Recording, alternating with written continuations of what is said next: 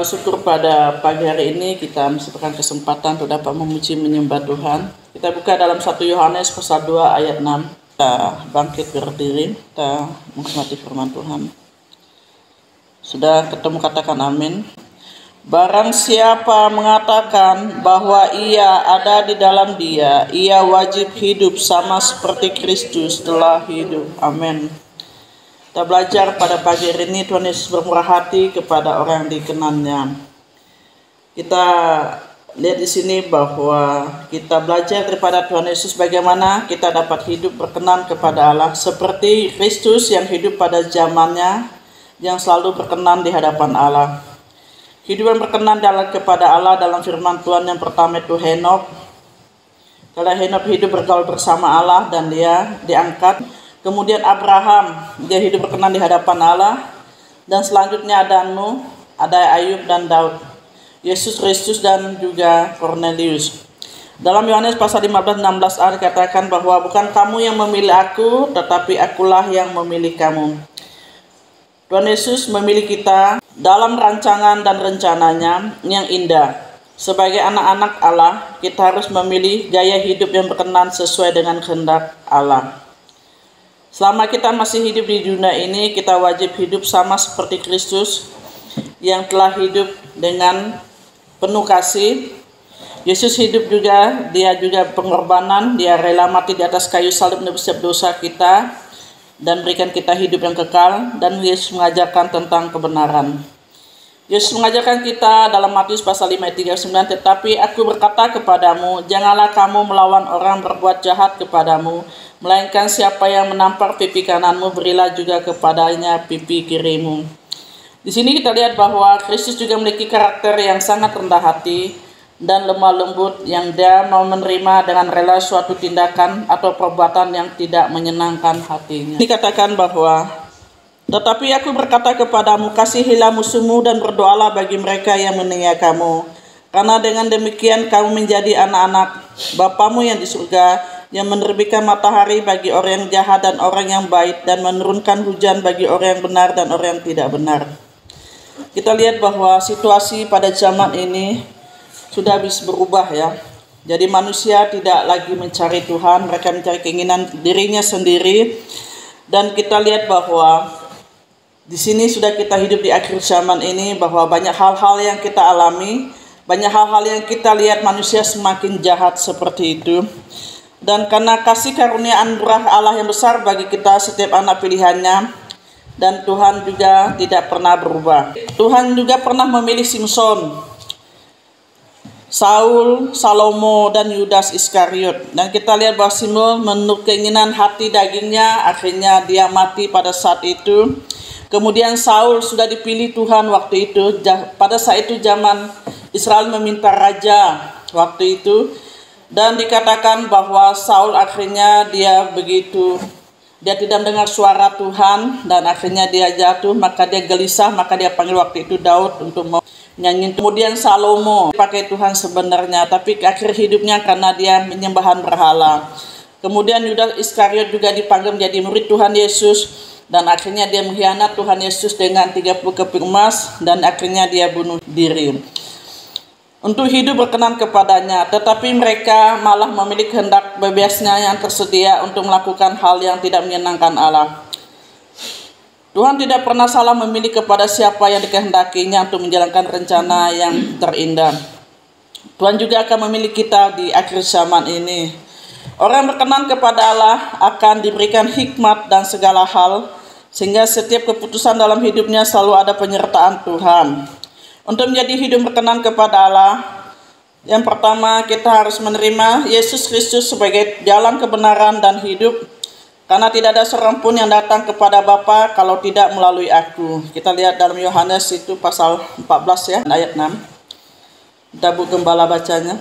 Kitab Yohanes pasal 14 ayat 6. Kata Yesus kepadanya, akulah jalan dan kebenaran dan hidup. Tidak ada seorang pun yang datang kepada Bapa kalau tidak melalui aku. Amin. Kita lihat bahwa Yesus adalah satu-satunya jalan menuju ke surga. Yesus itulah jalan kebenaran dan hidup. Tidak ada seorang pun yang datang kepada Bapa kalau tidak melalui aku. Dan kita lihat bahwa pada zaman ini banyak orang mengatakan bahwa sekalipun kata orang itu katakan ada 1000 jalan menuju ke Roma, tapi hanya satu jalan menuju ke surga. Banyak orang keinginan hatinya, banyak hal-hal mereka lakukan, mereka pikir sudah masuk surga. Tapi Yesus katakan bahwa Yesus itulah jalan kebenaran dan hidup. Tidak ada bisa yang datang kepada Bapa kalau tidak melalui Yesus. Tuhan Yesus juga mengingatkan anak-anaknya yang dikasihinya selalu berjalan dalam kebenarannya. Barang siapa kukasihi, ku tegur dan kuhajar, sebab itu relakan hatimu dan bertobatlah. Yesus sangat mengasihi kita kalau kita salah jalan, dan Roh Kudus mengingatkan kita kembali bahwa kita melakukan hal yang tidak-tidak. Karena ngapa? Karena Yesus sangat mengasihi kita. Dan kita harus dengar suaranya. Ada banyak yang tidak senang dan rela untuk ditegur dalam kesalahannya, padahal teguran itu mengingatkan kita kembali untuk berbuat yang baik dan benar di hadapan Tuhan. Lebih baik teguran yang nyata-nyata daripada kasih yang tersembunyi.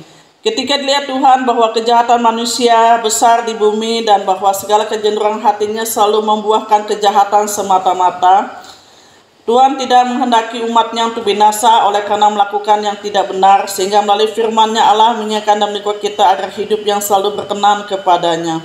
Kita lihat bahwa awal penciptaan manusia yang pertama, langit dan bumi, dikatakan bahwa Tuhan melihat keadaan manusia sangat jahat, jadi dia rasanya nyesal begitu. Dan saat itulah dia mau Tuhan membasmi yang segala yang ada yang hidup di muka bumi itu. Maka pada saat itu hanya Nuh yang hidup berkenan di hadapannya dan hidup saleh dia. Jadi saat itu kita lihat bahwa Nuh dia hidup sampai 120 tahun. Bayangkan dia selama begitu lama untuk memperingatkan mereka supaya tidak melakukan yang tidak-tidak. Tapi mereka justru mencemooh Nuh pada saat itu karena mereka rasanya tidak masuk akal. Karena Tuhan memberikan kepada Nuh perintah untuk membuat bahtera di atas gunung. Bayangkan ya, mereka akhirnya mereka ketawakan. Tapi Nuh tetap setia, dia melakukan apa yang Tuhan kehendaki. Nah, di sini kita lihat bahwa Nuh itu hidupnya berkenan di hadapan Tuhan karena dia mendengar apa yang Tuhan katakan kepadanya. Kasih Allah adalah kasih yang sangat sempurna. Karena dia telah mati untuk umat manusia, hidup dengan kerendahan hati adalah salah satu ciri orang yang dikenan Allah. Karena orang yang hidup dalam kerendahan hati ketika bersalah ditegur dan diingatkan agar mengakui kesalahannya dan bertobat. Karena Tuhan memberi ajaran kepada orang yang dikasihinya seperti seorang ayah kepada anaknya yang disayanginya. Sini kita lihat bahwa Tuhan Yesus sangat luar biasa ya. Dia ingin kita supaya kita dapat hidup berkenan di hadapannya, dan dia mau supaya kita bisa masuk dalam kerajaan surga. Karena sini bahwa penghakiman tuh dan juga kedatangan Tuhan Yesus sudah hampir dekat. Jadi kita mau belajarlah supaya kita dapat belajar lebih lagi dalam mengasihi Tuhan, lebih lagi kita mencari Tuhan, supaya kita mengalami perkenan kepada Allah dan kita menerima janji-janjinya. Kuncinya yaitu dengan cara menjalinkan hubungan kita dengan Tuhan. Kita mau belajar supaya hidup kita berkenan di hadapan Tuhan, maka kita harus menjalin hubungan yang intim dengan Tuhan. Kita harus berdoa, mencari Tuhan, memuji, menyembah Tuhan, dan kita harus hidup terus percaya, berserah dan bersandar kepada Allah, selalu hidup dalam kerendahan hati. Bagaimanakah hidup berkenan di hadapan Allah? Yang pertama, hidup bergaul karib dengan Allah. Kita lihat bahwa riwayat Nuh adalah seorang yang benar dan tidak bercela di antara orang sezamannya. Nuh hidup bergaul dengan Allah waktu itu. Dan Kejadian pasal 6 ayat 9, kami minta Bu Gembala bacanya. Kitab Kejadian pasal 6 ayat 9. Inilah riwayat Nuh. Nuh adalah seorang yang benar dan tidak bercela di antara orang-orang sesamanya. Dan Nuh itu hidup bergaul dengan Allah. Orang benar dan tidak bercela di antara orang sezamannya, hidup Nuh bergaul dengan Allah. Bagaimana dan kehidupan kita di akhir zaman ini? Apakah kita sesuka hati kita atau bagaimana?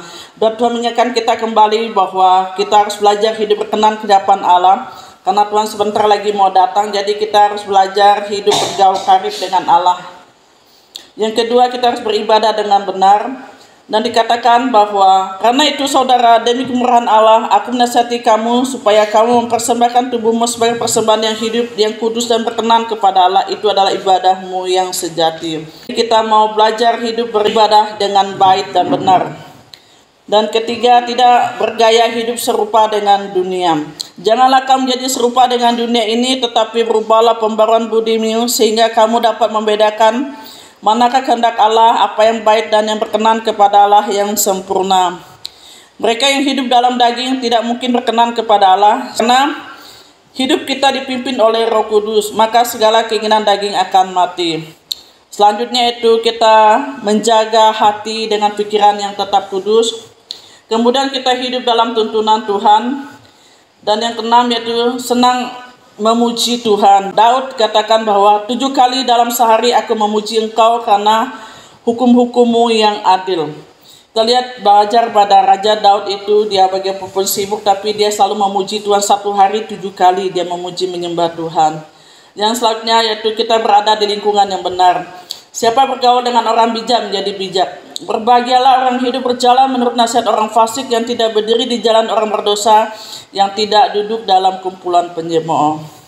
Sebagai anak-anak Allah, kita harus hidup berkenan kepada Allah, sama seperti Kristus hidup berkenan di hadapan Tuhan pada saat itu. Dan kita harus belajar yaitu kita hidup percaya kepada Tuhan Yesus. Yang kedua, kita hidup kudus dalam seluruh kehidupan kita ini. Kemudian kita memiliki keintiman dalam berdoa, kita mencari Tuhan, memuji menyembah Tuhan, hidup dalam tuntunan Roh Kudus, kita memuliakan Allah dalam pujian penyembahan. Percaya bahwa kita telah berada dalam hidup yang berkenan kepada Allah. Tuhan Yesus berkati.